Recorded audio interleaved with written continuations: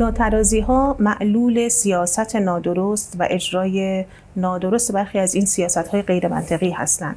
صرف نظر از ناترازی بانکی که گریبانگیر اقتصاد ما شده، ناترازی انرژی هم در کشور مسئله ایجاد کرده و در برنامه هفتم توسعه هم گفته میشه که پاشنه آشیل این برنامه ناترازی انرژی. میزبان آقای دکتر مصطفی نخعی، سخنگوی کمیسیون انرژی مجلس هستم. خوش آمد میگم به شما آقای دکتر نخعی. همین که لطف کردید بین دو شیفت مجلس در واقع الان که ما با هم صحبت میکنیم تازه کلیات برنامه هفتم در صحن علنی رأی آورد و لطف کردید که این فرصت گفتگو رو به ما دادید به فردای اقتصاد. درباره مشخصا ناترازی انرژی و توجهی که برنامه هفتم به این مبحث انجام داده لطفاً بفرمایید. بله. خب بسم الله الرحمن الرحیم. بنده هم خدمت شما همکاران محترمتون و همه بینندگان محترم عرض سلام و خدا قوت دارم و این ایام رو هم تبریک عرض میکنم. شروع امامت امام زمان عجل الله تعالی فرجه الشریف رو و همه اعیادی رو که پیش رو داریم.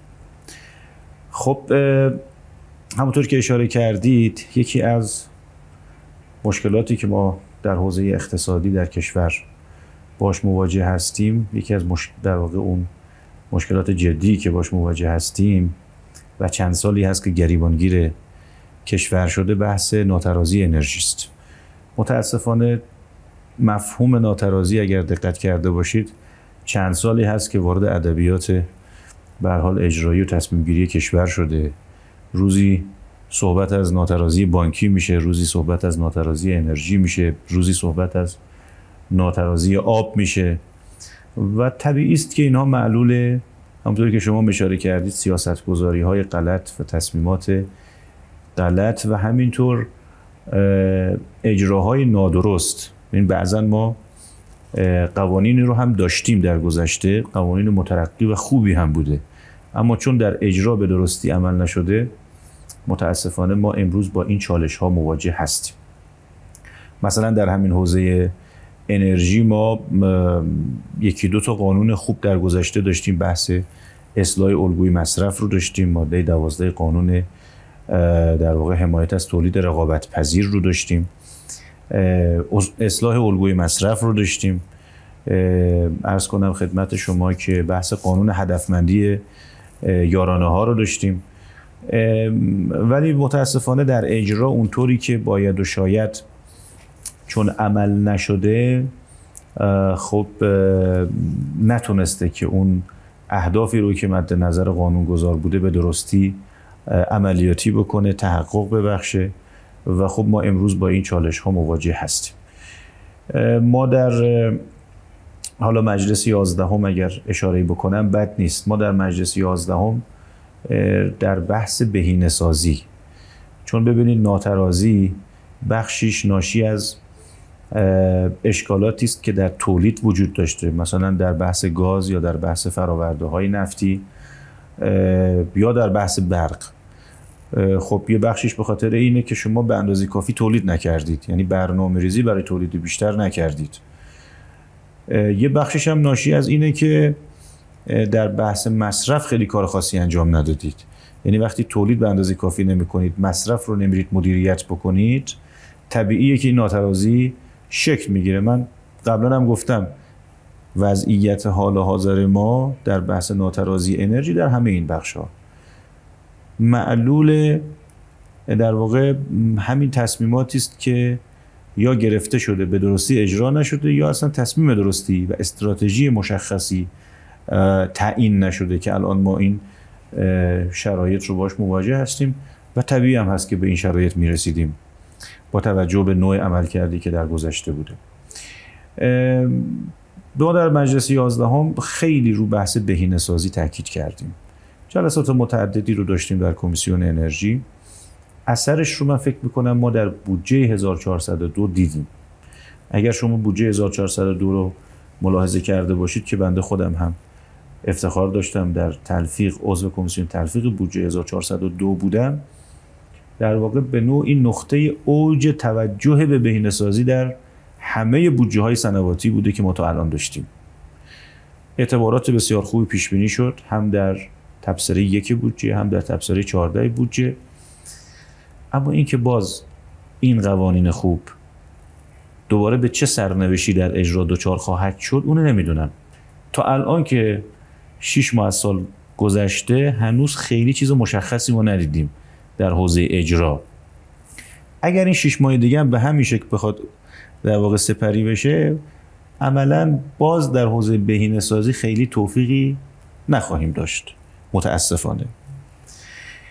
در برنامه‌های قبل، یعنی ما 6 تا برنامه تا الان داشتیم دیگه، من بررسی که کردم و صحبتی که با دوستان در مرکز پژوهش‌ها داشتم در حوزه انرژی، اون چه که به عنوان خط مشی و عرض کنم که اهداف برنامه در برنامه‌های قبلی، در همه این 6 تا برنامه در حوزه انرژی برنامه‌ریزی شده بود، مثلا در همین برنامه ششم چیزی بیشتر از 30% اهداف تحقق پیدا نکرد. حالا حد اکثر 30%، همین هولوش. یه مقداری هم رویکردها بیشتر به سمت تولید بوده، کمتر به حوزه مصرف و بهینه کردن مصرف و مدیریت مصرف توجه شده بود. با این حال بیشتر از 30% اهداف تحقق پیدا نکرده. در برنامه هفتم هم خود دولت این توجه رو داشت. یعنی شما فصلایی رو که در لایحه پیشنهادی دولت در بحث انرژی بود اگر ملاحظه کرده باشید، برای اولین بار بود که توجه جدیتری و دقیقتری به حوزه بهینه‌سازی مصرف شده بود. مثلا فصلی برای این موضوع در نظر گرفتن و در واقع 1-2 تا از مواد مستقیما ارتباط پیدا میکنه به حوزه بهینه‌سازی مصرف. این یه قدم خوبه در بحث سیاست گذاری. در مجلس هم در کمیسیون تلفیق هم، حالا خب من که توفیق نداشتم در کمیسیون تلفیق باشم، اما اونطور که شنیدم و بررسی که کردم چکشکاری خوبی نسبتاً انجام شده در بحث بهینه‌سازی. من امیدوارم که حالا امروز هم که کلیات برنامه مصوب شد، انشالله جزئیاتش رو هم بررسی خواهیم کرد. حتما باز اصلاحاتی در سن هم اتفاق خواهد افتاد. انشالله که خروجی این حداقل در حوزه انرژی مسیری رو مشخص بکنه برای 5 ساله آینده کشور، که این مسیر در نهایت یعنی 5 سال بعد، حالا اگر عمری باقی باشه بشینیم صحبت بکنیم، نگاه بکنیم به 5 سال قبل، واقعا رشد خیلی خوبی رو پیدا کرده باشیم در تحقق این اهداف و مثلا شدت مصرف انرژی ما به عنوان یک شاخص که یک شاخص پذیرفته شده جهانی است و ما شرایط خوبی الان نداریم. حداقل بین 1.5 تا 2 برابر کشورهای توسعه یافته شدت مصرف انرژی ما هست.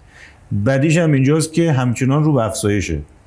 یعنی کشورهایی که به هر حال اونها هم مثل ما شدت مصرف یا اینجوری بگم بالاتر از میانگین جهانی هستند، اونها در برنامه‌ریزی کردن شدت مصرف انرژی عمدتاً به سمت کاهشه. ولی ما نه، ما همچنان این به سمت افزایش هست. بدی ما اینه که خیلی چشم‌انداز روشنی وجود نداره که این شدت مصرف انرژی که الان 2 برابر کشورهای توسعه یافته و فکر میکنم بیش از 3 برابر در واقع میانگین هست، این در واقع در عرض کنم خدمت شما که در یک افق مثلا چندین ساله پیش رو کاهش مثلا قابل توجهی پیدا بکنه با وضعیت فعلی. البته امیدوارم که واقعا در انتهای برنامه هفتم این شدت مصرف انرژی از این وضعیتی که الان هست به سمت میانگین جهانی حداقل یه مقداری سوق پیدا بکنه. پس پیش بینی میکنید که اگر ما با روند کنونی با همین دستفرمان اصطلاحاً پیش بریم 5 سال دیگه تو وضعیت بغرنج و ورشکستگی انرژی قرار بگیریم؟ اگر این وضعیت به این شکل ادامه پیدا بکنه، توجهی نشه. ببینید ما یک رقابت چطوری بگم، متاسفانه یک در واقع رقابت غلطی شکل گرفته و همه هنر ما تو بحث رفع ناترازی تو سالهای گذشته فقط افزایش تولید بوده. یعنی مصرف رفته بالا ما هنرمون این بوده که یه مقدار تولید ببریم بالا، یعنی تمام توجهمون برای رفع ناترازی افزایش تولید بوده. الان که به وارد کننده بنزین هم تبدیل شدیم متاسفانه، یعنی اگر این روند بنزین هم به این شکل بخواد ادامه پیدا بکنه، ما ناترازی بنزین داریم. همین الانش هم ناترازی بنزین داریم. در همین ایام انتهای تابستان هم به رکورد 137 میلیون لیتر در روز هم رسیدیم، در حالی که تولیدمون بیشتر از 115 میلیون نیست حد اکثر. و خب ما الان ناترازی بنزین رو داریم، طبیعتاً باید وارد کننده باشیم، حالا به شکلی با اعمال محدودیت‌هایی خلاصه این بحران رو به نوعی دولت کنترل کرد. اما واقعیت اینه که ما همین الان ناترازی بنزین داریم، همین الان باید بنزین رو وارد بکنیم در واقع. اما بالاخره یه بخشیش رو از پتروشیمی تامین میکنن، یه بخشیش رو با اعمال محدودیت‌ها فقط داریم بحران مدیریت میکنیم. وگرنه ما الان ناترازی بنزین رو داریم، قاعدتاً با این آمار ارقام باید وارد میکردیم بنزین رو. و واقعا این به این شکل اگر بخواد ادامه پیدا بکنه، برق ما سال گذشته مصرفمون در ایام پیک اگر اشتباه نکنم 65 هزار مگاوات در روز حد اکثر در واقع مصرف برقمون، 65-66 حالا تو این حد و حدود. امسال ما به بیش از 73 هزار مگاوات در روز رسیدیم. خب اینا به هر حال زنگ خطر واقعا. اگر توجه نکنیم که خیلی هم توجه نمی کنیم، سالهای آینده حتما این تشدید خواهد شد. کشوری که به هر حال خودش دارنده بالاترین ذخایر هیدروکربوری دنیاست، ما اگر رتبه 1 نباشیم حتما دومیم در مجموع ذخایر هیدروکربوری در دنیا. بعد به این شکل بخوایم هدر بدیم انرژی رو، انرژی که مال ما نیست، مال همه نسل‌های بعد از ما هم هست، این رو به این شکل بخوایم هدر بدیم، حتما بالاخره مدیون این مردم و مدیون نسل‌های بعد از خودمون هستیم. ضمن که هم محیط زیست رو داریم تخریب می‌کنیم، هم منابع کشور رو به این شکل داریم هدر میدیم. بنابراین نیاز هست که واقعا توجه بسیار جدی به این حوزه داشته باشیم. من همه جا گفتم در انرژی اگر توجه نکنیم، اگر موضوع بهینه‌سازی رو به درستی مدیریت نکنیم، پلن مشخصی برای این موضوعات نداشته باشیم، پاشنه آشیل اقتصاد کشور هم الان و در آینده بسیار شدیدتر از الان خواهد بود. باید این رو دقت بکنیم و برنامه‌ریزی دقیق داشته باشیم. حالا اشاره کردم خوشبختانه دولت در برنامه هفتم توجهاتی رو داشته. ما در مجلس یه مقداری این رو بهبود در واقع اصلاح کردیم در تلفیق. مطمئناً در سن هم اصلاحات بیشتری انجام خواهد شد. پس ما دیگه برنامه که مصوب شد مشکل استراتژی دیگه نداریم، مشکل تصمیم گیری و قانون گذاری دیگه نداریم، دیگه اون میفته تو حوزه اجرا. امیدوارم که کوتاهی هایی که در گذشته در حوزه اجرا شده بود، از ظرفیت های قانونی به درستی استفاده نشده بود، امیدوارم دیگه چه این دولت چه دولت های بعد تو اجرا دیگه کوتاهی نکنند و اون تصمیمی که گرفته میشه در حوزه در واقع تصمیم در حوزه بهینه‌سازی، من هی دارم تاکید بکنم رو مدیریت مصرف. بله. ببین تولید بخواید یا نخواهید توجهات به سمت افزایش تولید توی این مجموعه ها هست. متولیان اصلی حوزه انرژی در کشور وزارت نفت و وزارت نیرو هستند. تمرکز این دو تا وزارت خونه به سمت افزایش تولید از قبل هم بوده، الان هم هست. یعنی این تولیده، حالا ما شرایط رو تسهیل میکنیم، مثلا ما بحث نیروگاه‌های خود تامین در همین برنامه هفتم برای صنایع کوچک، برای بخش‌های مختلف عرض کنم که مصرف تاکید شده، پیش بینی شده. بحث در واقع توسعه انرژی اتمی، توسعه انرژی‌های تجدیدپذیر به خصوص، اینها پیش بینی شده، تاکید شده. در واقع یه جورایی ریلگذاری داره انجام میشه برای اینکه دولت در بحث تولید هم بتواند، مثلا یکی از موادی که در فصل انرژی صراحتاً اشاره شده و بهش پرداخته شده بحث افزایش تولید هست. میخوام بگم که تمرکز این وزارتخانه‌ها به سمت افزایش تولید هست. این مسیر براشون فراهم بشه تولید رو افزایش خواهند داد. کما اینکه در سال‌های گذشته افزایش تولید رو ما هر سال مشاهده کردیم، به جز حالا برخی از سالها تو برخی از بخش‌ها که کوتاهی‌هایی شکل گرفته، مثلا در بحث پالایشگاه سازی که شاید کشور به اندازه فکر می‌کنم بیش از 2 دهه ما تولید بنزین آنچنانی تو کشور نداشتیم. پالایشگاه سازی برای مدت طولانی متوقف شده بود به دلایل مختلف که حالا بیشترش برمیگشت به رویکردهایی که وجود داشت و سیاست‌هایی که در دولت‌ها دنبال می‌شد. اما در بقیه بخش‌ها مثلا تو بحث گاز ما روند افزایشی تولید رو همیشه داشتیم. تو بحث برق روند افزایشی تولید رو حالا فراز و نشیب داشته ولی برآیند کلی به سمت افزایش تولید بود. همیشه داشتیم. اما همیشه کوتاهی‌ها تو بحث مدیریت مصرف بوده. تو بحث مدیریت مصرف و بهینه‌سازی مصرف انرژی همیشه اشکالات وجود داشته، کوتاهی‌ها وجود داشته. به نکته خیلی خوبی اشاره کردین آقای دکتر. به ویژه به این که چندی پیش 2 هفته پیش بود فکر می‌کنم که خبری منتشر شد که رکورد مصرف بنزین در کشور زده شده. بله. 137 میلیون لیتر هم شما اشاره کردین بهش. میخوام ببینم که مشخصاً میانگین مصرف بنزین از ابتدای سال تا الان که اوج 7 هستیم چقدر بوده و متوسط واردات ما چقدر بوده؟ یعنی ما چقدر گپ داریم برای در واقع مصرف بنزینمون که از طریق واردات تامین میشه؟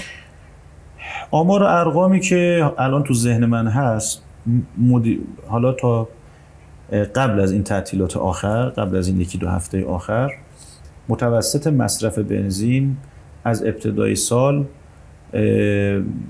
حدود 122 میلیون لیتر در روز بود، تقریبا همین حول و حوش، و متوسط تولیدمون 112 113 تا 115 فکر میکنم نوسان داشت. یعنی یک گپ عرض کنم خدمت شما که تقریبا 10 میلیون لیتر در روز، حداقل 10 میلیون در روز. طبق حالا بررسی که ما داشتیم و آمار ارقامی که از دوستان در وزارت نفت گرفتیم، خیلی واردات آنچنانی ما نداشتیم. متوسط وارداتمون در روز از ابتدای سال زیر 1 میلیون لیتر در روزه. ولی سازمان در واقع شرکت پالایش پخش فرآورده‌های نفتی در اردیبهشت ماه اعلام کرده بود که روزانه 5.2 میلیون لیتر وارد میکنه بنزین. حالا من متوسط عرض کردم. توی یه مقطعی شاید این به این عدد و رقم ها انجام شده، اما متوسطی رو که ما از وزارت نفت آماری که گرفتیم از ابتدای سال تو 5-6 ماهه‌ای که از سال گذشته کمتر از 1 میلیون لیتر در روز بوده متوسط. خب این کسی حالا ممکنه برخی از روزها نه، این که بالاخره شما ببینید ما یک اختلاف 10 میلیون لیتری داریم دیگه. بله. تقریبا حالا این 1 میلیونی که فرض به حد اکثر 1 میلیون که نیست، 1 میلیون کمتر از 1 میلیون هست، این 1 میلیون خیلی نقش قابل توجهی نداشته. شما بنابراین در واقع یه جور بازی کردن با ذخیره هایی که بالاخره ما تو کشور داشتیم، اعمال محدودیت ها و یه جاهایی هم واقعیت اینه که تو مثلا مناطق مرزی حتی ما برخی جاها، برخی ساعت ها تعطیلی جایگاه ها رو هم داشتیم. اینا بالاخره واقعیتایی است که وجود داره. به دلیل کمبود عرضه دیگه. به دلیل کمبود عرضه. بله. این بالاخره یعنی بخشی از استراتژی دولت این بود که عرضه کم باشه تا قاچاق رو بتونه کنترل کنه. این محدودیت عرضه هم میتونه باعث کاهش قاچاق بشه، همین که بالاخره نیاز طبیعی شهروندان رو هم دچار اختلال میکنه. البته حالا برمیگردیم به موضوع قاچاق، اما دوست دارم که اینجا راجع به واردات بنزین صحبت کنیم. گفته شده که از روسیه بنزین وارد میشه، میپذیرید این رو؟ از روسیه فکر نمی کنم ما تا الان واردات بنزین داشته باشیم. از کجا واردات بنزین انجام می شده؟ از کشورهای مثل ترکمنستان و اینها فکر می کنم انجام شده، ولی از روسیه رو الان اطمینان ندارم که وارد شده باشه. به چه نرخ اون وقت ما از ترکمنستان بنزین می‌خریم؟ نرخ‌های فرآورده‌های نفتی دیگه هفته به هفته تغییر میکنه. در واقع جهانی بین‌المللی دیگه. بله. و ما به نرخ جهانی خرید میکنیم، ولی اینور داریم با یارانه خیلی خوب به مصرف کننده با لیتری 3000 تومان میدیم. بله. از اون سو هم در مرزهای شرقیمون به افغانستان و پاکستان لیتری 30000 تومان بنزین قاچاق میشه. بله. تا کی در واقع نظام حکمرانی میخواد این یارانه دهی به مصرف انرژی رو ادامه بده با این وضعیت سوء مصرفی که داریم و بهینه‌سازی که شما گفتید؟ ببینید، ما واقعیت اینه که قیمت بنزین در کشور ما، حالا همین 3000 تومان هم که در نظر بگیریم، اون 1500 تومان 60 لیتری که بالاخره به کارتای سوخت شخصی خودروها واریزه، اونم به نظر همین 3000 تومان هم که در نظر بگیریم، به نسبت قیمت بنزین در کشورهای همسایه و قیمت بنزین به هر حال متوسط قیمت بنزین در دنیا، قیمت نازلی است، قیمت خیلی کمی است. تقریبا متوسط قیمت بنزین در کشورهای اطراف خودمون اگر اشتباه نکنم چیزی بین 60 تا 70 سنت هست و متوسط قیمت بنزین حالا کشورهای اروپایی و اینها که اونا عوارض هم میگیرن، از علاوه بر در واقع قیمت سوخت یه مالیات مصرف سوخت هم میگیرن به دلیل آلایندگی‌های محیط زیست و کشور مالیات میگیره تو اون کشورها، بیش از $1 هست. پس بنابراین ما اگر شما دلار رو مثلا 50,000 تومان هم در نظر بگیرید، کشورهای دور و بر خودمون بیش از 30,000 تومان قیمتش و در سایر کشورها متوسط جهانی هم بیش از 50,000 تومان، ولی ما داریم 3,000 تومان حد اکثر قیمت بنزین در کشور هست. اما اگر این 3,000 تومان رو شما مقایسه بکنید با حداقل دستمزد در ایران، می‌بینید که عدد خیلی عدد کمی هم نیست. دقت می‌کنید؟ پس بنابراین ما اگر بخواد اصلاحی انجام بشه، شما نمیتونید یه جا رو اصلاح کنید بقیه جا رو اصلاح نکنید. اینا با همدیگه ارتباط دارن. این نگرانی که در جامعه وجود داره از افزایش قیمت بنزین به دلیل متوسط پایین درآمد در ایران هست، باز به نسبت کشورهای همسایه و به هر حال دنیا. نمیشه که ما بگیم خب بنزین اون کمه اینو زیادش کنیم بعد دستمزد افزایش پیدا نکنه، سطح درآمد مردم افزایش پیدا نکنه. خب این نارضایتی ایجاد میکنه، طبیعی هم هست، حقم با مردمه. بنابراین من گفتم همیشه اگر ما نمیتونیم انرژی رو جدایی از ارکان دیگر اقتصاد ببینیم. اگر اصلاحی میخواد انجام بشه در همه بخش‌ها باید صورت بگیره.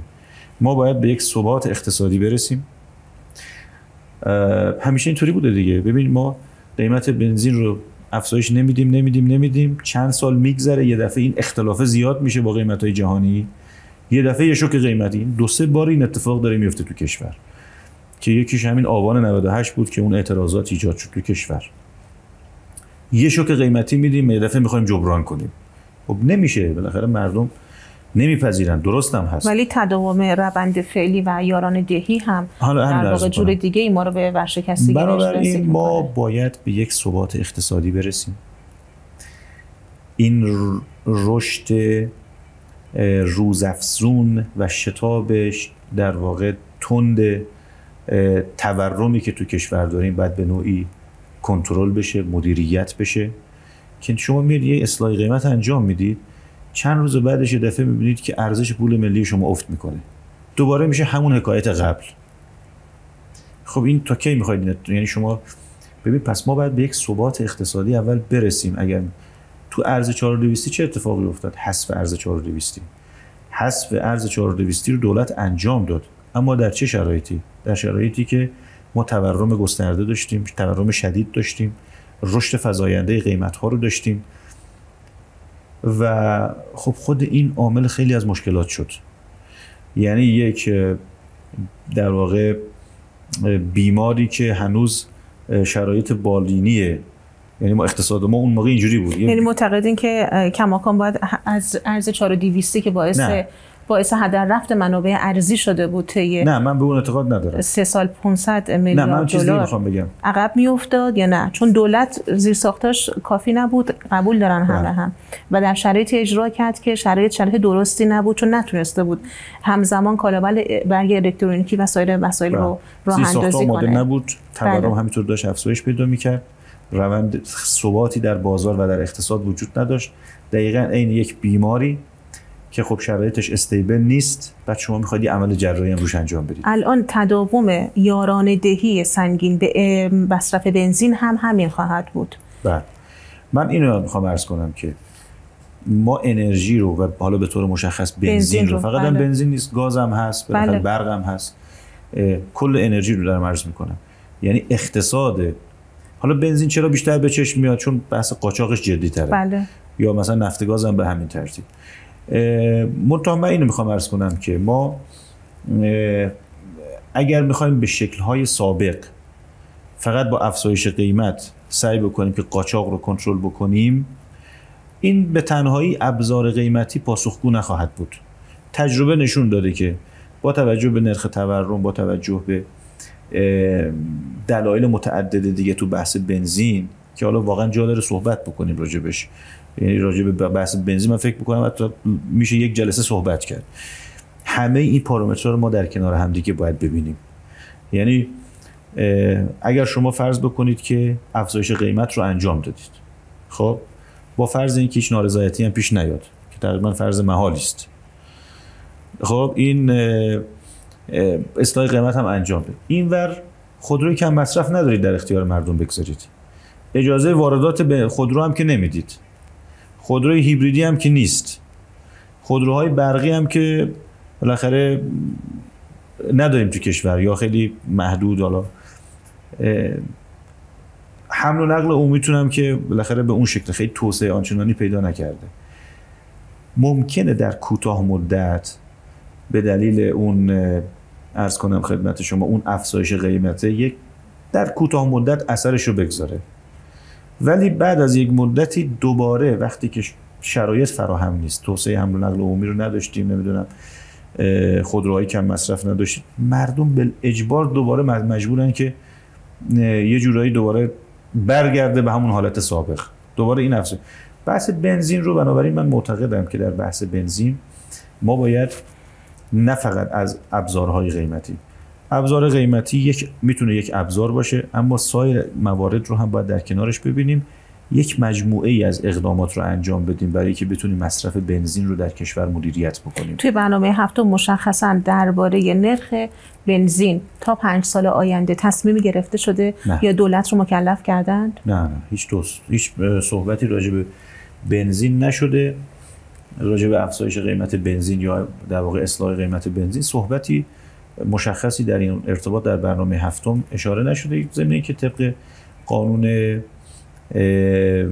در واقع یارانه ها، همون هدفمندی یارانه ها، دولت این اختیار رو داره. بله. و میتونه در بودجه‌های سنواتی بالاخره این درآمدهایی رو که اگر بخواد افزایش قیمتی ایجاد بکنه، درآمدی براش ایجاد میشه، این رو در بودجه سنواتی میتونه بیاره، نیازی به قانون جدید وجود نداره. اما عرض کردم اون بحثم ناتمام موند. تو بحث قیمتی من معتقدم که اگر اصلاحی هم میخواد انجام بشه، شوک قیمتی اصلاً مناسب برای کشور نیست. باید این به تدریج انجام بشه در طول چندین سال و بعد در کنار اصلاح سایر پارامترهای اقتصادی. یعنی این افزایش تدریجی متناسب با افزایش دستمزد در کشور باید باشه. همونجوری که دستمزد در هر سال نسبت به سال گذشته یه تغییری انجام میشه، 20%، 25%، حالا هر عددی، ما در واقع این افزایش تدریجی قیمت بنزین رو متناسب یه جورایی باید وصلش کنیم به اون افزایش دستمزد، حداقل دستمزد در کشور، و این رو به تدریج انجام بدیم، نه اینکه چند سال مسکوت نگه می‌داریم موضوع رو، بعد یه دفعه می‌خوایم شوک قیمتی اعمال بکنیم. این برای جامعه قابل پذیرش نیست و مشکل ایجاد میکنه.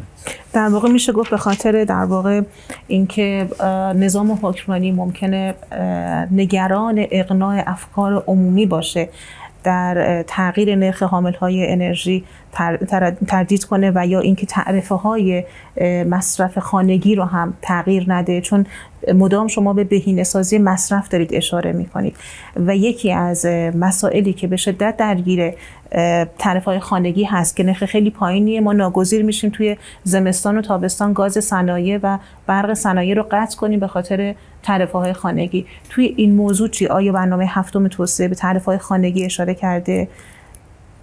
اصولا راجع به نرخ گذاری خیلی اشاره صریحی در برنامه انجام نشده. علتش هم اینه که این مشخصا در بودجه های سنواتی معمولا اشاره می شود. یعنی بله.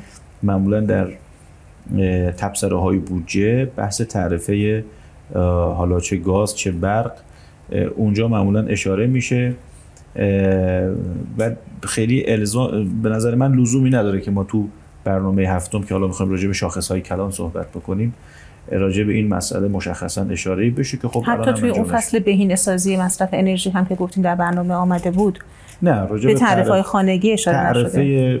رو بحث تعرفه ها صحبتی نشده، نه مشخصا راجع به اون موضوع صحبتی انجام نشده.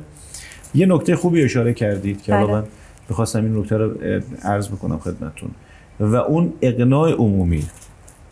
یعنی ما اگر که هر اصلاحی در این حوزه می‌خوایم انجام بدیم حتما باید با مردم گفتگو کنیم و این اقناع عمومی در جامعه باید به وجود بیاد. اشکالی که به وجود اومد مثلا در همین سال 98 بعد از اون افزایش قیمت بنزین که اتفاق افتاد، واقعا حتی چند ساعت قبل از اعمال اون قیمت‌ها همه منکر می‌شدن که قرار افزایش پیدا بکنه، در حالی که اگر بخواد اتفاقی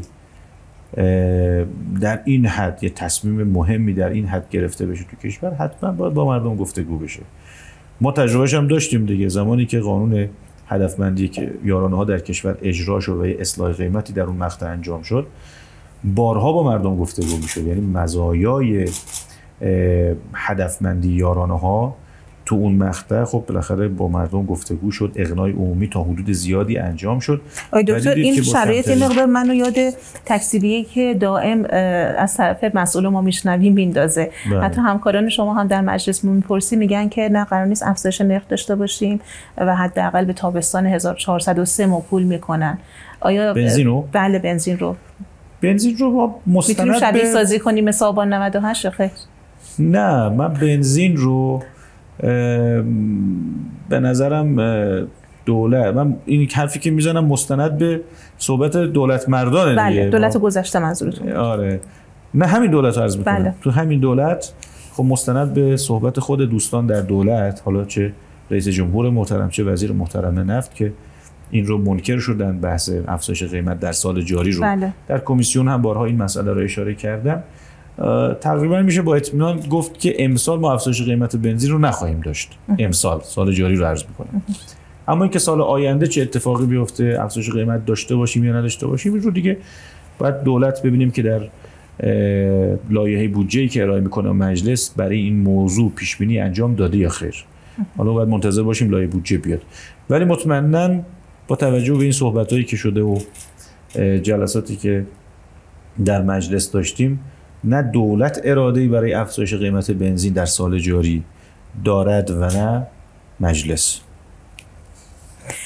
متشکرم. شما به عنوان سیاستگزار در روند بررسی برنامه هفتم، حالا چون میدونم 8000 پیشنهاد ثبت شده طی این 10 روز اخیر که توی صحن جزئیات رو بررسی کنن، چه پیشنهادی برای در واقع کاهش یارانه بنزین ارائه دادین و نزدیک شدن، چون یه جوری ذخیره منابع هم محسوب میشه دیگه، مدیریت منابع محسوب میشه و نزدیک شدن به بازارهای جهانی و یا فوق خلیج فارس؟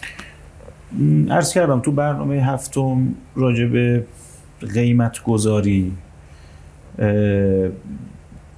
به جز برق، البته ما یکی از موادی که در فصل انرژی اشاره شده بحث اقتصاد برق هست. اقتصاد برق به این معنا که خب ببین ما یه سری نیروگاه داریم، سوخت رو با قیمت بسیار کم، چه نفت گاز چه نفت کوره و چه گاز، به قیمت تقریبا رایگان، یعنی این قیمتاش اینقدر پایینه که میشه گفت تقریبا قیمت‌های رایگان در اختیار نیروگاه‌ها داریم میگذاریم که در واقع برق تولیدی اینها رو با قیمت پایین خریداری بکنیم دولت و این رو در اختیار مردم بگذاره. اینجا خیلی انگیزه‌ای برای نیروگاه‌ها نمیمونه که برن به سمت بهینه‌سازی. سوخت و رایگان عملاً دارن میگیرن، از این طرف هم برقشون رو داره دولت میخره با به هر حال اون شاخص‌ها و فرمولایی که دارن و این رو در اختیار مردم میگذارن. تو سیستم فعلی، تو شرایط فعلی انگیزه‌ای برای نیروگاه‌ها که برن به سمت بهینه‌سازی، به سمت در واقع مدیریت مصرف و اینها، چون میدونی یکی از بخش‌های عمده مصرف انرژی ما خود نیروگاه هاست. خیلی باقی نمیمونه با توجه به شرایط فعلی. اشاره‌ای شده در، اگر اشتباه نکنم، ماده 43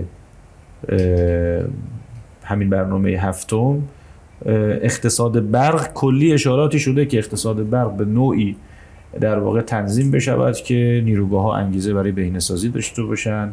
حالا اونجا بحث قیمت سوخت نیروگاه‌ها که البته قبلا هم ما در قانون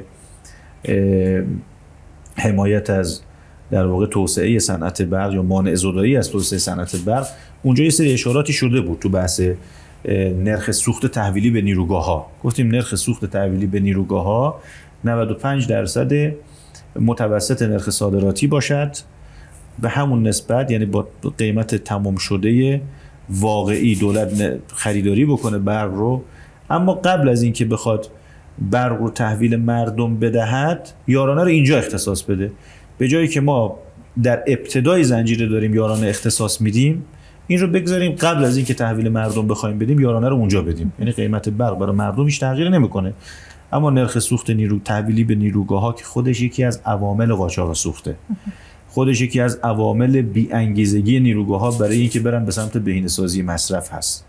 این رو ما تو مانع زدایی آورده بودیم، توی برنامه هفتم یه اشاره کلی برش شده، اما راجع به سایر عامل‌های انرژی اشاره خاصی به لحاظ قیمتی کاهش یارانه‌ها نشده. البته ما یارانه‌های بسیار زیادی در بخش انرژی داریم میدیم. طبق آمار عرض کنم که سازمان بین‌المللی انرژی،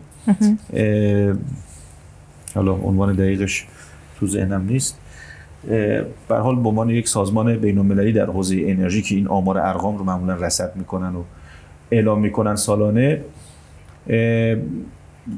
چیزی نزدیک به 100 میلیارد دلار در سال ما داریم به انرژی میدیم. یعنی در بخش انرژی چیزی نزدیک به 100 میلیارد دلار، عدد بسیار قابل توجهیه، داریم در حوزه انرژی ما داریم یارانه میدیم. اینه که خب عدد واقعا سنگینه. ما تو در برنامه هفتم با توجه به قوانینی که خب قبلا قوانین بالادستی که وجود داشته که چند تایی رو من اشاره کردم و طبق اون قوانین بالادستی دولت در لایحه بودجه سنواتی هر سال باید اینا رو اشاره بکنه، دیگه نیازی نبوده که در برنامه هفتم راجع به تعرفه گذاری و قیمت صحبتی انجام بشه. تو اگر واقعا میشد، من پیشنهادم همونی بود که قسمت قبلی عرض کردم، یعنی ما اصلاح قیمت رو کاملا تدریجی با یه فرمولی که مرتبط با حداقل دستمزد هست سالانه اعمال بکنیم و دنبال این که بگذاریم موضوع رو چند سال مسکوت نگه داریم یه دفعه شوک قیمتی بخوایم ایجاد بکنیم، دنبال این نباشیم. اگر واقعا یه همچین بحثی مطرح میشد، من پیشنهادم این بود. مثل تقریبا اتفاقی که برای نرخ خوراک پتروشیمی ها رخ داد توی برنامه و اصلا راجع به این موضوع صحبت کنیم. بیش از 10 ساله که قیمت گذاری در حوزه خوراک پتروشیمی ها محل مناقشه و اصلا معضلی تبدیل شده، چه برای صنایع و چه برای دولت. کما اینکه اتفاق اخیر رو دیدیم خارج از فرمول طراحی شد و بعد ناگزیر شد دولت دوباره برگرده به تا پایان برنامه، بله، به فرمول. راجع به این صحبت کنیم چطور میشه یک بار برای همیشه مسئله رو رفع کرد. والا طبق تو بحث پتروشیمی ها، خب اولا که ما اختیار رو به دولت داده بودیم که تو قانون توی بودجه 1402 صحبتی که مطرح شد، اونجا هم دولت 7000 تومان رو پیش بینی کرده بود. بله. در لایحه بودجه 1402. بله. ما در تلفیق با توجه به اعتراضاتی که اون موقع مطرح شد، جلساتی که با پتروشیمی ها داشتیم، جنبندیمون این شد که ما ورودی نکنیم و اختیارش رو بدیم به خود دولت، که دولت بعد از مدتی همون نرخ 7000 تومان رو مصوب کرد و بعد اون اعتراضات دوباره شکل گرفت و مجبور شدن که برگردن به فرمول. فکر میکنم که همون مبنا قرار دادن فرمول مناسب تر هست، گرچه ما به هر حال ببینید ما یه امتیاز داریم میدیم به پتروشیمی ها. این امتیاز رو تا کی میخوایم بدیم؟ چندین ساله که پتروشیمی ها که عمدتاً متعلق به نهادهای دولتی یا نهادهای عمومی غیر دولتی هستند، و اینها بالاخره تکلیف داشتن که برن زنجیره پایین دست خودشون رو تکمیل بکنن، ایجاد بکنن، ارزش افزوده بیشتری تو کشور ایجاد بکنن. اینها بالاخره نرخ خوراک. همینجا ما توی برنامه فکر میکنم اومدیم راجع به همین بحث پتروشیمیا صحبت کردیم دیگه. راجع به من اون موقع هم عرض کردم، ما راجع به پتروشیمی ها هم من معتقد به شوک قیمتی به این معنا نیستم، اما اینکه ما بخوایم این امتیاز رو مدام برای پتروشیمی ها قائل بشیم و اینها یک حاشیه امنی، یه حاشیه سود آنچنانی رو برای همیشه داشته باشن، انگیزه‌ای نداشته باشن برن به سمت تکمیل زنجیرهای ارزش و نمیدونم در واقع پایین دست خودشون، این هم اشکاله. ضمن اینکه ما طبق قانون بالاخره تکلیف داریم که قیمت نرخ خوراک تحویلی به پتروشیمی ها رو در همین برنامه ششم تکلیف داشتیم دیگه، حداقل به فکر میکنم 65 یا 75، یکی از این دو تا یادم نیست، 65 یا 75 درصد در واقع متوسط گاز صادراتی برسونیم. خب ببینید ما الان گاز صادراتی رو، قیمت گاز صادراتیمون خب خیلی بیشتر از این هاست. همین گازی رو که الان داریم به ترکیه صادر میکنیم یا به عراق داریم صادر میکنیم مثلا، قیمت در واقع صادراتیمون خیلی بیشتر از این هاست، خیلی بیشتر از این نرخ خوراکی است که داریم به پتروشیمی ها میدیم و پس قانون هم اجرا نکردیم. بالاخره قانون تکلیف کرده بود، ما تا انتهای برنامه که دیگه امسال سال آخره، حالا داره تمدید هم میشه تازه، تو تمدیدشیم، ولی با این حال اگر سال آخر برنامه هم در نظر بگیریم باز خیلی نسبت به اون چیزی که تکلیف قانونی داشتیم عقبیم.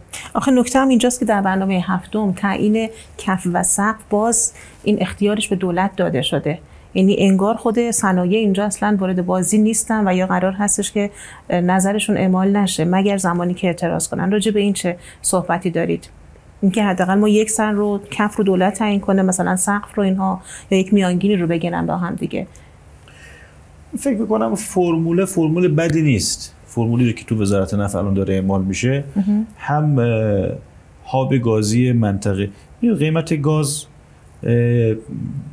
منطقه‌ایه دیگه، ما قیمت گاز جهانی که به اون معنا نداریم مثل سایر حامل‌های انرژی، مثلا نفت خام یا مثل بنزین و اینها به اون شکل نداریم. قیمت گاز منطقه‌ایه، مثلا قیمت در واقع هاب گازی در امریکا یه عددی است، در اروپا یه عدد دیگه. همیشه هم اروپا معمولا به خصوص تو این چند سال همیشه خیلی بالاتر از مثلا هاب گازی امریکا بوده.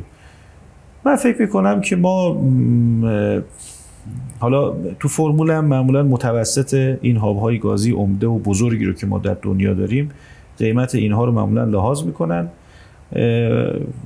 و حالا این فرمول تقریبا متأثر از این قیمت ها هم هست. اما نکته‌ای که وجود داره، ما مقایسه در واقع نرخ خوراک تحویلی پتروشیمی ها رو باید با همین قیمتی که الان ما گاز رو میتونیم صادر بکنیم، خب با همین گازی که میتونیم صادر بکنیم که مثلا اولوش مثلا 40 سنت تقریبا به ازای هر متر مکعب تقریبا، با همین باید مقایسه بکنیم دیگه. با این اگر مقایسه، همین قیاس خوبیه به نظر من. یعنی ما بگیم که آقا سقف کف و سقف نرخ خوراک پتروشیمی ها یه جورایی ارتباطش بدیم به همین در واقع گازی که میتونیم صادر بکنیم. ظرفیت صادراتی هم داریم که الان نمیتونیم پوشش بدیم، یعنی ما همین الان میتونیم گاز بیشتری صادر بکنیم، اگر داشته باشیم میتونیم صادر بکنیم، ظرفیت صادراتی وجود داره با همین نرخ‌ها. اما خب با توجه به محدودیتایی که وجود داره در تولید، امکان صادرات بیشتر از این رو نداریم. پس بنابراین من فکر میکنم که ما باید به تدریج به قیمت گاز صادراتی خودمون نزدیکتر بشیم، اما این باید به تدریج اتفاق بیفته به مرور زمان و یک دفعه‌ای خب طبیعتاً همین مشکلاتی رو که امسال ایجاد کرد دوباره ایجاد خواهد کرد. متشکرم. آیا در برنامه هفتم مشخصاً راجع به قطعی گاز و برق صنایع در زمستان و تابستان هم اشاره شده تو اون فصل بهینه‌سازی یا خیر؟ در بحث بهینه‌سازی منظورتون خسارت‌هایی که وارد میشه؟ هم خسارت دارن که خب دولت‌ها عموماً علیرغم اینکه قانونا باید پرداخت کنن خسارت صنایع رو پرداخت نمی‌کنن و همین که چه باید کرد؟ آیا ما همش باید شاهد باشیم که در بعد خانگی مصرف بی‌رویه باشه با تعرفه‌های پایین اما از این سو صنایع متضرر بشن و تعطیلی اجباری داشته باشن؟ این که ببینید تو بحث بهینه‌سازی خب بالاخره برنامه است دیگه، دستورالعمل نیست. ما داریم راجع به برنامه که در واقع قراره که اون شاخص‌های کلی رو طراحی بکنه. بعد بر اساس اون شاخص‌های کلی خب طبیعتاً دستورالعمل و آیین‌نامه و رویه‌های اجرایی نوشته میشه. در برنامه این که مثلا بیایم با این جزئیات بخوایم صحبت بکنیم خب منطقی هم نیست، خیلی هم ارتباطی با برنامه پیدا نمی‌کنه. راجع به بهینه‌سازی صحبت شده. بحث عرض کنم خدمت شما که مردمی سازی بهینه‌سازی یعنی چی؟ یعنی این که اگر که من مشترک، حالا میتونه تجاری باشه، خانگی باشه، صنعتی باشه، اگر امسال نسبت به سال گذشته خودم کمتر مصرف کردم یک گواهی صرفه‌جویی داده بشه، یعنی ایجاد انگیزه بکنیم برای بحث بهینه‌سازی، یعنی خود مردم ترغیب بشن به سمت مصرف کمتر. گواهی صرفه‌جویی صادر میشه که این گواهی صرفه‌جویی در بورس انرژی قابل خرید و فروش هست. این بازار بهینه‌سازی خب البته ما تو بحث قانون مانع زدایی هم این رو آورده بودیم. در بودجه 1402 هم اشاراتی شده بود، الان در برنامه هم روی این تاکید شده دوباره. یعنی هر کی کمتر از الگوی مصرف، اون الگوی تعریف شده نسبت به مصرف سال گذشته خودش. مثلا فرض کنید سال گذشته من در مجموع فرض بکنید که یه عددی رو مصرف کردم، امسال نسبت به سال گذشته کمتر مصرف میکنه. یک جایزه تا میشه به نام گواهی صرفه‌جویی. این برای بخش خانگی و تجاری. برای تولید خب تو تولید حالا یه اتفاقی هم ممکنه بیفته، مثلا ممکنه من امسال افزایش تولید داشته باشم، دستگاه جدیدی نصب کرده باشم، با لحاظ این تعدیل‌ها اگر باز مصرف انرژی کم، یعنی این تعدیل‌ها لحاظ میشه، برآورد میشه که اگر مصرف کمتری طرف داشته یا اون صنعت داشته این گواهی صرفه‌جویی رو بهش بدن. این یه پارامتر در واقع تشویقی است برای بحث صرفه‌جویی و بهینه‌سازی مصرف. بحث تنوع سبد انرژی که خب قبلا هم عرض کردم خدمتتون، ما سبد انرژی کشور در حال حاضر بیش از 70% گازه. بله. یعنی اتکای زیادی روی گاز الان وجود داره. بله. خب استفاده از عرض کنم که انرژی خورشیدی، انرژی بادی، نمیدونم اینها، انرژی تجدیدپذیر برای متنوع تر کردن سبد انرژی کشور ضرورت داره. خب اینا بالاخره تو برنامه تاکیدات کلی شده که دولت بره به اون سمت. بحث نیروگاه‌های خودتأمین رو که صنایع برن به سمت نیروگاه‌های خودتأمین، دولت هم البته برنامه‌ریزی‌هایی رو در این زمینه داره انجام میده. بله. و ما تقریبا باعث مورد استقبال صنایع هم تا حدودی قرار گرفت. الان هم خیلی از صنایع دارن میرن به اون سمت. این رو باز ما در قانون مانع زدایی هم آورده بودیم و مانع زدایی از توسعه صنعت برق، اونجا هم این رو اشاره کرده بودیم. زمینه تقریبا خوبی فراهم شده تو بحث خودتأمین‌ها. در صورت رو بحث تنوع سبد انرژی کشور، بحث مردمی سازی بهینه‌سازی که من اشاره کردم خدمتتون، رو اینها بیشتر در واقع در برنامه هفتم تاکید شده و یکی از موارد هم بحث ساختار هست. چه ساختاری؟ ما در بحث بهینه‌سازی خیلی ساختار مشخصی تو کشور نداریم، متولی مشخصی نداریم. مثلا در وزارت نفت یه شرکتی رو داریم تحت عنوان شرکت بهینه‌سازی مصرف سوخت. در وزارت نیرو مجموعه ساتبا رو داریم، یعنی بهره‌وری انرژی. در مثلا فرض بکنید که وزارت راه ستاد حمل و نقل رو داریم.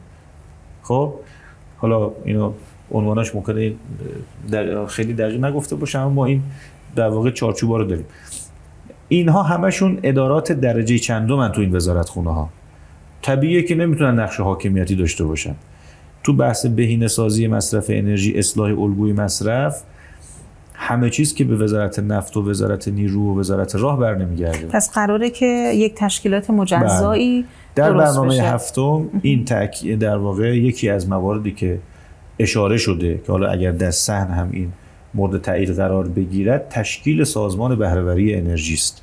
و در واقع برای بحث راهبری کلان انرژی سازمانی که حالا وابستگی تشکیلاتی به این یه جور سازمان مستقلی، در واقع اون معاونت ها توی دستگاه ها همه میان ذیل این سازمان. یعنی قرار نیست که در واقع ساختار فرض بکن افزایش ساختار قرار نیست اتفاق بیفته، همین شرکت ها همین تشکیلاتی که الان تو با همون ردیف بودجه هایی که دارن منتقل میشن اینا میان یه سازمانی تحت عنوان سازمان بهره‌وری انرژی شکل میگیره که بتواند اعمال نقش حاکمیتی بکنه.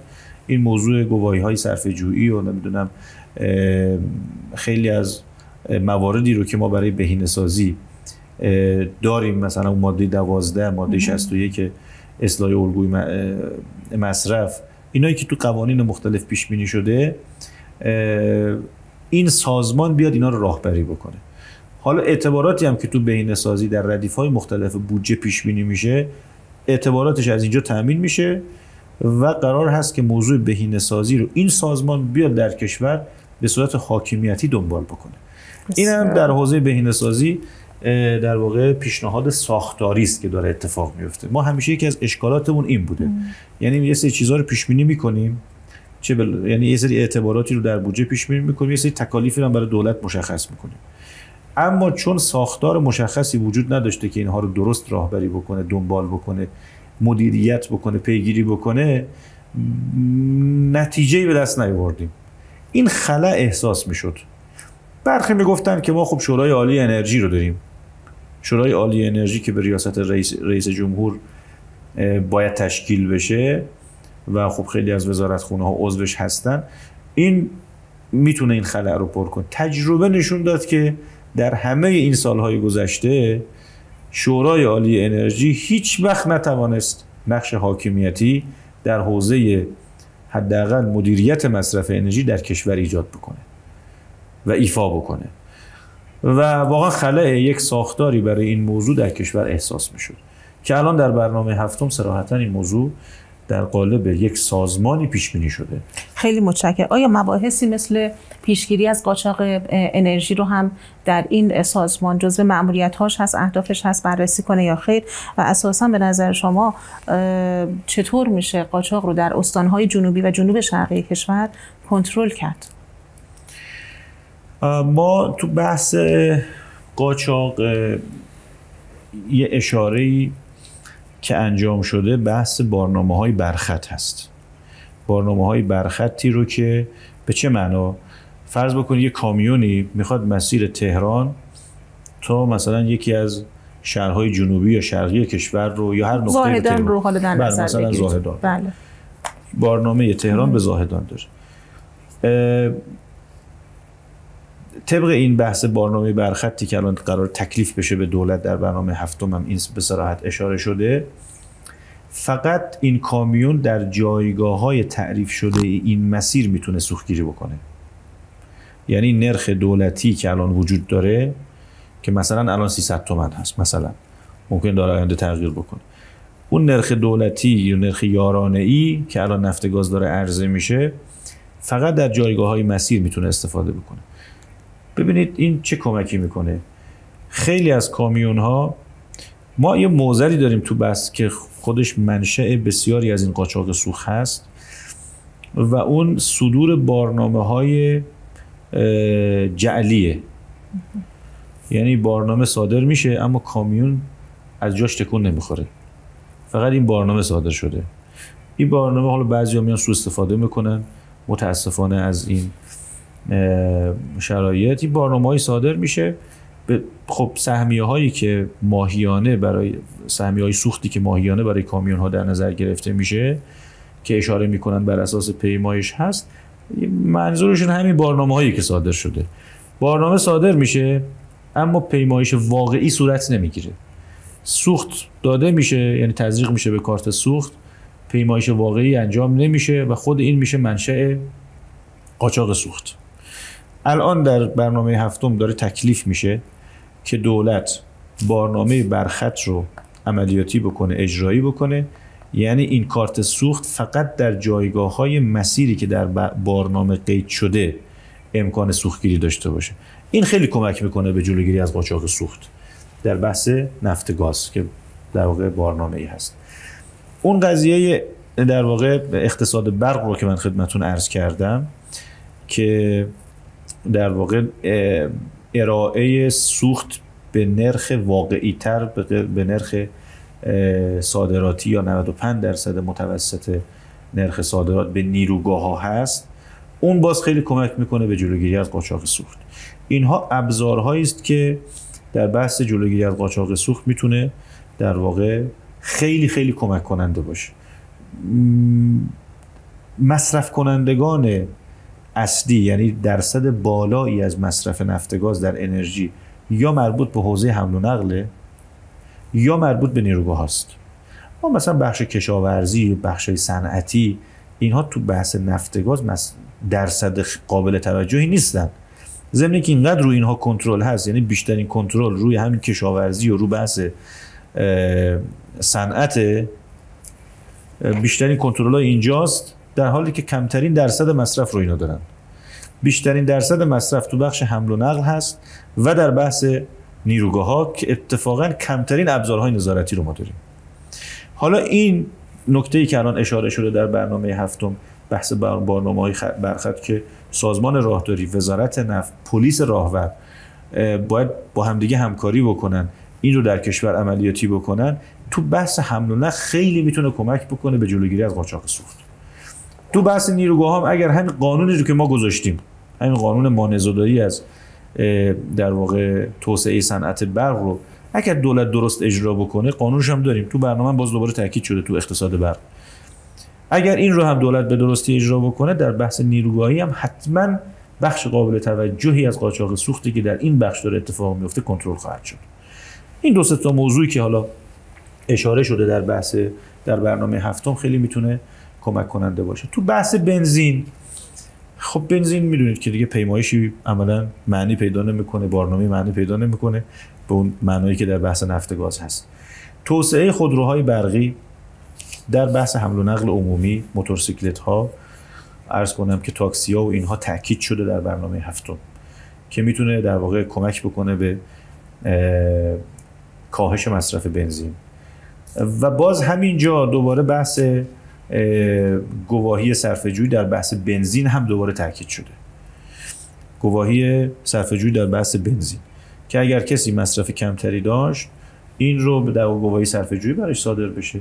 یه نکته دیگه هم که دو بحث بنزین باز اشاره شده، بحث اتوگاز هست، یعنی اضافه کردن LPG به سبد سوخت در واقع کشور هست، بحث LPG که به هر حال قرار هست که فکر میکنم 2 میلیون تن در سال افزایش، هر سال در واقع 2 میلیون تن افزایش رو در برنامه هفتم برای توسعه LPG در بخش خودرویی داشته باشیم که اونم بالاخره به نوعی میتونه کنترل بکنه مصرف بنزین رو و جلوگیری از قاچاق بنزین رو.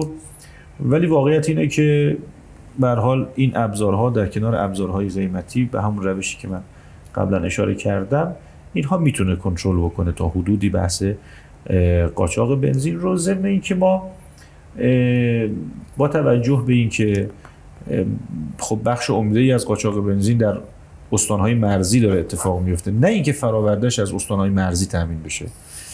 ببینید شما بعضی وقتا یه سری اشتباهاتی انجام میشه در اجرا، میان محدودیت‌ها رو صرفاً برای مناطق مرزی در نظر میگیرن. این چه اتفاقی میفته؟ ممکنه که اون فراورده ای رو که به هر حال میاد تو سیکل قاچاق قرار میگیره از استان‌های مرزی کمتر تامین بشه، منتها این شیفت پیدا میکنه میاد به استان‌های مرکزی کشور.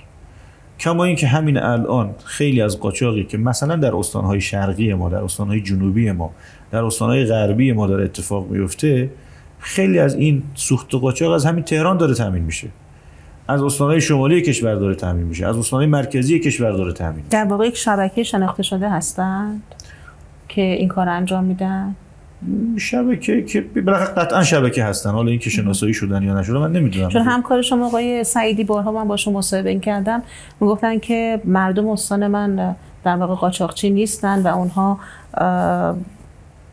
این کار نمیکنن و این کار شبکه هاست و بعد سر شبکه ها رو شناسایی کنیم و باشون برخورد کرد. حتما وجود دارن که بالاخره این به این شکل تشکیلاتی بالاخره این مبادرت به قاچاق سوخت میکنن.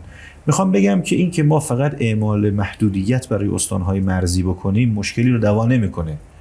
این نمیتونه باعث کنترل قاچاق سوخت بشه، چون شما هر چی استانهای مرزی رو کنترل بکنید عملا قاچاق سوخت رو باز شیفت میدید به استانهای مجاور، به استانهای مرکزی.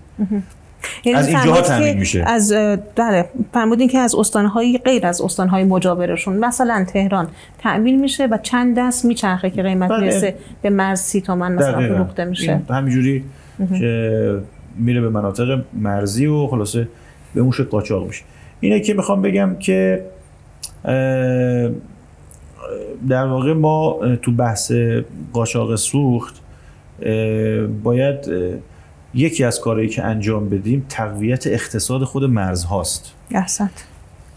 اقتصاد مرزها، ببین شما الان مرزنشینای ما تقریبا در همه جایه، در همه این 15-16 استان مرزی که داریم، برای اقتصاد مرزنشین ما خیلی برنامه مشخصی نداریم، کار خاصی انجام ندادیم. یه نمونه رو من عرض کنم خدمتتون. مثلا همین امسال بعد از مذاکرات فراوانی که شد با دولت، هیئت دولت مصوبه رو تحت عنوان خرده فروشی در هیئت دولت مصوب کرد. 6 ماه از سال گذشته هنوز این اجرایی عملیاتی نشده.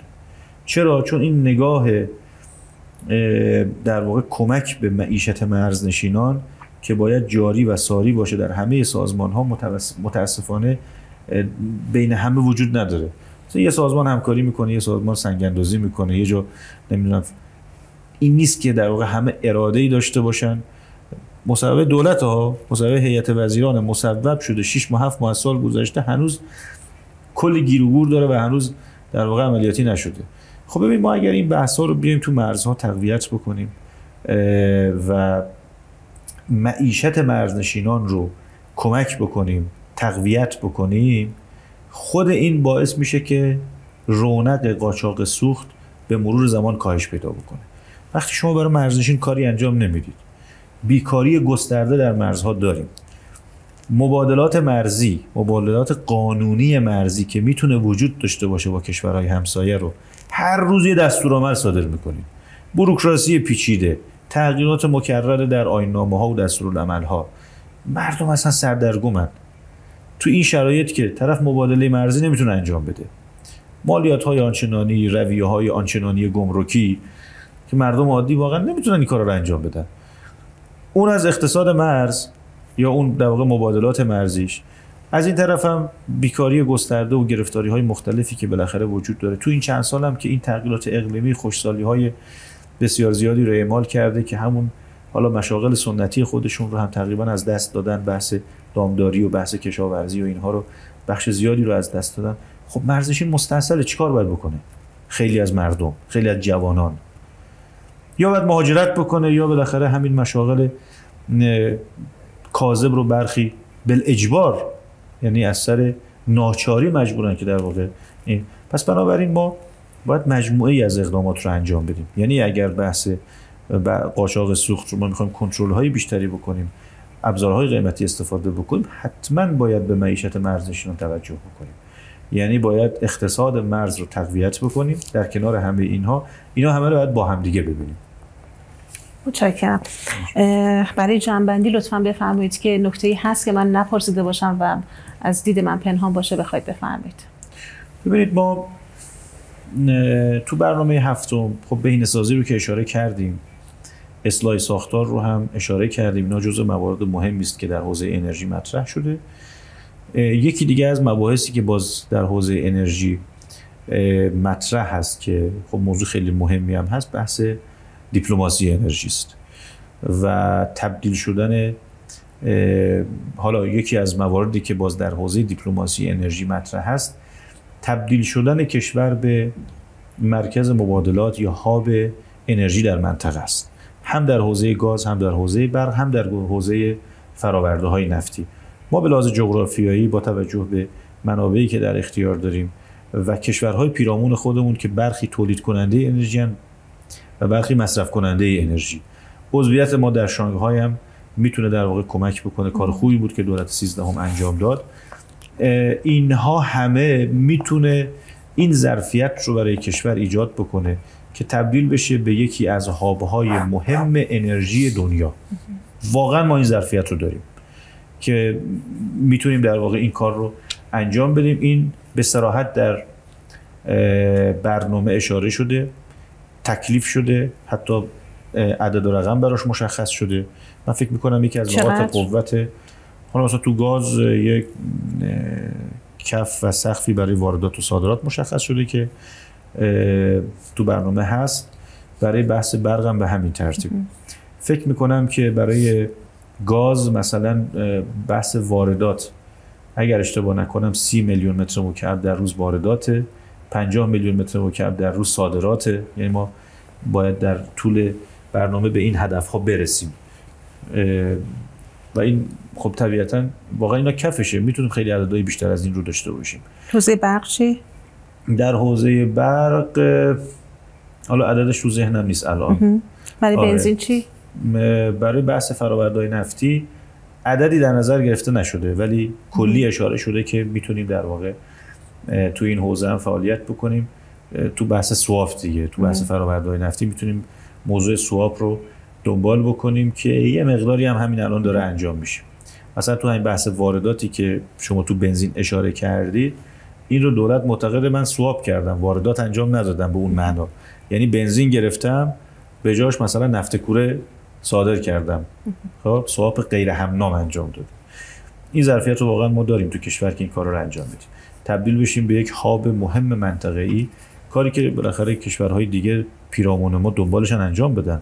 موفقیت‌های ما هم به دست آورده. مثلا ترکیه چندین ساله که داره روی این موضوع کار میکنه و بالاخره دستاوردهایی هم دارن و حقیقت اینه که شرایط ما به مراتب بهتر از ترکیه است با توجه به حالا کشورهای پیرامون خودمون، ذخایر انرژی که داریم، شرایطی که داریم و ما یکی از کشورهای تعیین کننده و اثرگذار و قدیمی در حوزه انرژی دنیا هستیم. ما از بنیانگذاران اوپک هستیم. بالاخره اینها ظرفیت‌هایی است که تو کشور وجود داره، حتما باید بهش توجه بکنیم. یا تو بحث میادین مشترک اجازه داده شده به دولت که در قالب قراردادهای مشترک یا بهره برداری مشترک با کشورهای همسایه میادین مشترک رو، میادین رو که داریم رو به بهره برداری برسونه، کار بکنه روی میادین مشترک. اینا مباحثی است که در حوزه دیپلماسی انرژی هم مطرح به عنوان یک فصل بسیار مهم در حوزه انرژی. متشکرم. خواهش میکنم. پس میتونیم امیدوار بشیم که ایران به چهارراه انرژی در منطقه تبدیل بشه. اگر به درستی اجرا بشه این مواردی که در برنامه ذکر شده، حتما این اتفاق خواهد افتاد. متشکرم.